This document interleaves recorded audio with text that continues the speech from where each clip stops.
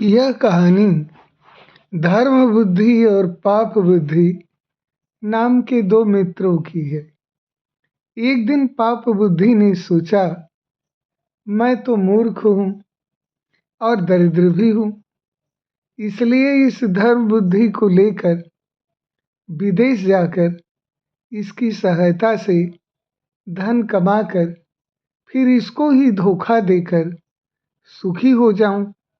इसके बाद दूसरे दिन पाप बुद्धि ने धर्म बुद्धि से कहा कि हे मित्र, वृद्धावस्था में तुम अपने कौन से कार्यों का स्मरण करोगे?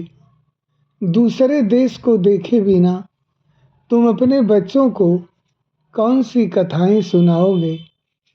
कहा भी गया है कि देशांतरेषु बहुभिष भाषा विषाद येन न ज्ञातम् भ्रमता धरणी पीठे तस्य फलम जन्मनो व्यर्थम। जिस मनुष्य ने अन्य देशों में घूमकर अनेक प्रकार की भाषाओं और वेशभूषा आदि को नहीं जाना, उसका पृथ्वी पर जन्म लेना व्यर्थ है। और यह भी कहा गया है कि विद्या वित्तम शिल्पम तावन नाप्नोति मानवः सम्यक यावत् व्रजति न घूमौ देशादेशांतरम हृष्टः। अर्थात मनुष्य को पृथ्वी पर विद्या, धन, शिल्प आदि की जानकारी तब तक अच्छी तरह प्राप्त नहीं हो सकती जब तक वह प्रसन्न मन होकर देश देशांतर में भ्रमण नहीं करता। इसके बाद उसके इस वचन को सुनकर धर्मबुद्धि ने प्रसन्न होकर गुरुजनों की आज्ञा लेकर उसके साथ किसी शुभ दिन देशांतर के लिए प्रस्थान किया। वहाँ धर्मबुद्धि के प्रभाव से घूमते हुए पाप बुद्धि ने भी अत्यधिक धन कमा लिया। तत्पश्चात वे दोनों अत्यधिक धन कमाकर प्रसन्नतापूर्वक और उत्कंठा से अपने घर को लौटने लगे। कहा भी गया है कि विद्या, धन और शिल्प का ज्ञान प्राप्त करने पर देशांतर में गए हुए व्यक्ति के लिए एक कोस की भूमि भी 100 योजन के समान हो जाती है। इसके बाद अपने घर के निकट आ जाने पर पाप बुद्धि ने धर्म बुद्धि से कहा कि हे भद्र, यह सारा धन घर ले जाना उचित नहीं है, क्योंकि कुटुंबी जन और बंधुजन इस धन को मांगने लगेंगे। इसलिए यहाँ किसी गहन वन में कहीं भूमि में इसे गाड़ देते हैं और थोड़ा सा धन लेकर घर चलते हैं। पुनः आवश्यकता होने पर उतना धन यहाँ आकर ले जाएंगे।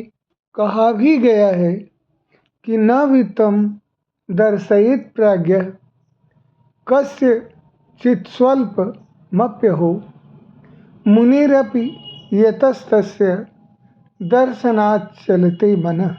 यथामिषं जले मत्स्यैर्भक्षते श्रापदैर्भुवि आकाशे पक्षिभिश्चैव तथा सर्वत्र चित्तवान्।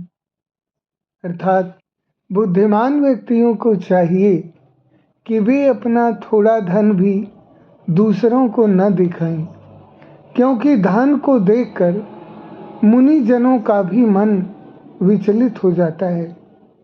जिस प्रकार मांस को जल में मछलियाँ, भूमि पर सिंह आदि हिंसक जंतु और आकाश में पक्षी खाते हैं, उसी प्रकार धनवान व्यक्ति सर्वत्र लूटा जाता है। यह सुनकर धर्मबुद्धि ने कहा, भद्रे, ऐसा ही करो। वैसा करके वे दोनों अपने अपने घर जाकर सुखपूर्वक रहने लगे। इसके बाद किसी अन्य दिन पाप बुद्धि ने रात्रि में वन में जाकर वह सारा धन निकाल लिया और गड्ढे को भरकर अपने घर आ गया। इसके बाद दूसरे दिन धर्मबुद्धि के पास जाकर बोला, सखे, हमारा परिवार बहुत बड़ा है और धन के अभाव में हम बहुत दुखी हैं, इसलिए उस स्थान पर जाकर थोड़ा सा धन ले आते हैं। धर्मबुद्धि ने कहा, भद्र, ऐसा ही करो। इसके बाद वहां जाकर उस स्थान को जब खोदा तब वह पात्र रिक्त दिखाई दिया। तब पाप बुद्धि ने अपना सिर पीटते हुए कहा, हे धर्म बुद्धि, तुमने ही यह धन चुराया है और किसी ने नहीं, क्योंकि धन निकालकर वह गड्ढा पुनः भर दिया गया है। इसलिए उस धन का आधा भाग मुझे दे दो, अन्यथा मैं राज दरबार में जाकर निवेदन करूंगा। उसने कहा, अरे दुरात्मन, ऐसा मत कह, मेरा नाम धर्म बुद्धि है, मैं ऐसा चोरी का काम नहीं करता।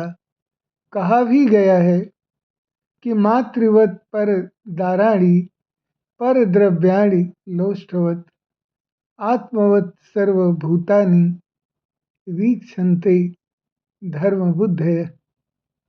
धर्म में बुद्धि लगाने वाले लोग पराई स्त्रियों को माता के समान, पराये धन को मिट्टी के ढेले के समान और सभी प्राणियों को अपने समान मानते हैं। इस प्रकार विवाद करते हुए वे दोनों धर्माधिकारी के पास गए और एक दूसरे पर आरोप लगाने लगे। इसके बाद धर्माधिकारी के द्वारा नियुक्त राजपुरुषों ने जब उन दोनों से दिव्य परीक्षा के लिए कहा, तब पाप बुद्धि ने कहा, हो, यह उचित न्याय नहीं है। कहा भी गया है कि विवादे अनविद्यते पत्रम तद्भावेपि साक्षिणः साक्ष्य भावात् ततो दिव्यम प्रवदन्ति मनीषिणः।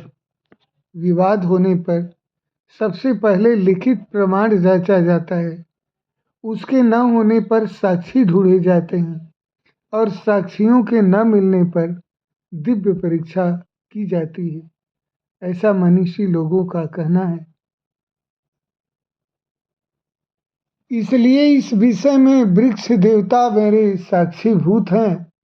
वे ही हम दोनों में से कौन चोर है और कौन साधु है यह बताएंगे। तब उन सभी ने कहा, आप ठीक कहते हैं।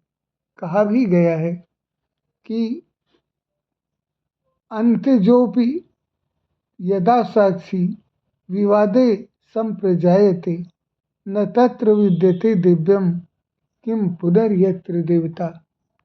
विवाद में यदि अंत्यज भी साक्षी हो तो वहाँ दिव्य परीक्षा नहीं करनी चाहिए, और जहाँ देवता ही साक्षी हों वहाँ पूछने का कोई बात ही नहीं है।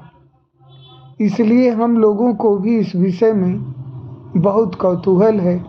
प्रातःकाल तुम दोनों हमारे साथ वहाँ उस वन प्रदेश में चलना। इसी बीच पाप बुद्धि ने अपने घर जाकर अपने पिता से कहा कि हे तात, धर्म बुद्धि का बहुत सारा धन मैंने चुरा लिया है और वह तुम्हारे कहने से हमारे पास ही रह सकता है, अन्यथा हमारे प्राणों के साथ वह भी चला जाएगा। उसके पिता ने कहा कि वत्स, शीघ्र ही वह बताओ जिसे कहकर मैं उस धन को स्थिर कर दूं। पाप बुद्धि ने कहा कि हे तात, उस स्थान पर एक बहुत बड़ा शमी वृक्ष है, उसमें एक बहुत बड़ा कोटर है। उस कोटर में तुम अभी जाकर घुस जाओ। तत्पश्चात प्रातःकाल जब मैं सत्य बताने के लिए कहूँगा तब तुम कह देना कि धर्म बुद्धि चोर है।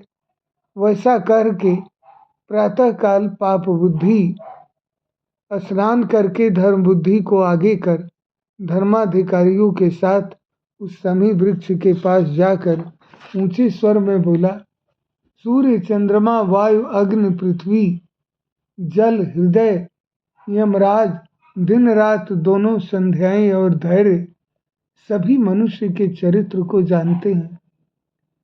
हे भगवत वन देवते, हम दोनों में से जो चोर है उसका नाम बताओ। उसके बाद समी वृक्ष की कोटर में बैठा हुआ पाप बुद्धि का पिता बोला, अरे सुनो, धर्म बुद्धि ने यह धन चुराया है।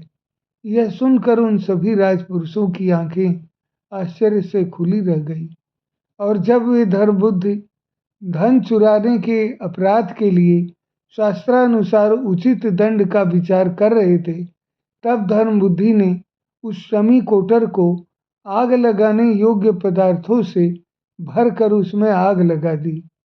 तब जलते हुए उस शमी कोटर में से अधजले शरीर वाला, फूटे नेत्रों वाला और रोता चिल्लाता हुआ पाप बुद्धि का पिता बाहर निकल आया। तब उन सभी राजपुरुषों ने उससे पूछा कि अरे यह क्या हो गया। यह पूछने पर पाप बुद्धि के पिता ने पाप बुद्धि के सारे कृत्यों को बता दिया और तत्क्षण मर गया। इसीलिए कहा गया है कि उपायम चिंतयेत प्राज्ञस् तथा पायम न चिंतयेत। बुद्धिमान को उपाय के साथ साथ अपाय को भी सोच लेना चाहिए, क्योंकि धर्म बुद्धि कुबुद्धिश्च द्वाभेतौ विदितौ मम पुत्रेण व्यर्थ पांडित्य यत् पिता ध्रुवेन घातितः। अर्थात कुबुद्धि ने अपने व्यर्थ के पांडित्य के कारण धुएं से अपने पिता को मार डाला।